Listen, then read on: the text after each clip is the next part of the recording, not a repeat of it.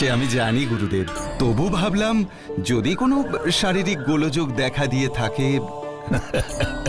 ভরদ্বাজ, যদিও তুমি আমার শিষ্য, তবে জন্ম বিচারে আমি কিন্তু তোমার থেকে কনিষ্ঠ। ভুলে যেও না, দীর্ঘ 60,000 বছর তপস্যার শেষে সবে মাত্র কদিন আগে আমি নবজন্ম লাভ করেছি। আপনার রসিকতাও আপনার মতোই অত্যন্ত কোমল আর মনোরম গুরুদেব।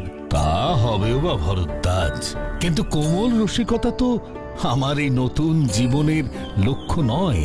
কিভাবে যে আমি প্রভুর আদেশ পালন করব কিছুই তো বুঝতে পারছি না। কিন্তু এভাবে কর্মহীন বসে থাকতে থাকতে আমি যে ক্লান্ত হয়ে উঠছি। আপনি এত ব্যাকুল হবেন কেন?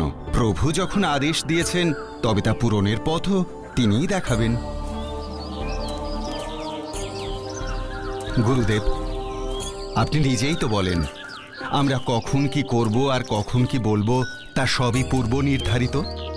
তাহলে আপনি এটাই ভাবুন না যে এই যে আপনি এই মুহূর্তে কিছুই করছেন না বলে কষ্ট পাচ্ছেন, সেটাও ভগবানেরই ইচ্ছা। তাই তো ভাবার চেষ্টা করি সব সময়, তবু মাঝে মাঝে। না না না, আর কোনো চিন্তা নয়। প্রভু, বাল্মীকি মুনি তো ক্রমশ অধৈর্য হয়ে উঠছেন। জানি দেবর্ষি,